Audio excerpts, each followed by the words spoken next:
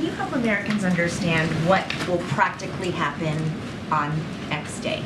There will still be money left. What is the rate of the cash flow, and where will the money be prioritized? Whether it's Medicaid checks, Social Security checks, what happens on that day? So as I've said, look, that's not the as you speak to prioritization. That is not the plan. It is a recipe for economic catastrophe. It would throw the economy into chaos. So just want to be really clear about this. The Secretary of Treasury said and has said this as well, that prioritization is effectively a default. Stephen Munchkin said, and I quote, "That doesn't make sense. The government should honor all of its obligations and the debt limit should be raised." Jack Lew, I think prioritization is just default by another name. Timothy Geithner, prioritization is unworkable, harmful, and the world would recognize it as a first ever failure by the United States to meet its commitment. The only way to avoid this kind of economic disaster is for Congress to do its job. It's for Congress to act, to prevent default, and that's going to be our focus at this time. And I hear that, but I think a lot of Americans don't understand what's going to happen practically. Can you help us understand that? So look, here's the thing. This is why we have said would be catastrophic to our economy if there is a default. We've been very clear. We've laid out what could potentially happen. Remember, this would be our first ever default. If it were to happen, we're going to do everything that we can to avoid this. That's why we've been asking for Congress to act. But a couple of things that this would lead to: it would wipe out millions of jobs, up to 8 million jobs. It would trigger a recession.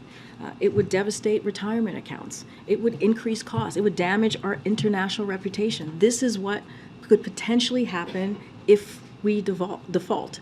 Again, we are not a deadbeat nation. That's what the president has said. We have been able to pay our debts since 1960. We did it 78 times. So, and that's just one part of what could happen. The other part that what could happen too is we could see the gains that we have made these last 2 years under this president. When you think about 12.7 million jobs, that could be gone. When you think about unemployment rate at the lowest, at one of the lowest that we have seen, 3.4%, that could hurt that. The manufacturing boom, the 80,000 new jobs that we were able to create with manufacturing jobs, that could be gone. The $1.7 trillion of deficit that the president was able to do the first 2 years, a record, that could be all gone. So that is what's at stake, and we believe the American people understand that. And so we're going to do everything that we can to make sure that that doesn't happen. And just one more on the negotiations. McCarthy has made very clear what Republicans are asking for. The White House has made clear where President Biden is willing to meet them halfway. But what concessions are the White House trying to get in this deal? In other words, what are you going to get out of this deal other than raising the debt ceiling? So look, a couple of things, and I've said this, I think I said this yesterday, the president said this on Sunday, certainly not going to negotiate from here, but I'll lay out a couple of things that the president has been very clear.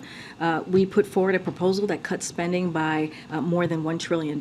That's on top of what the president put in his budget on March 9th, which is a $3 trillion cut in deficit over 10 years.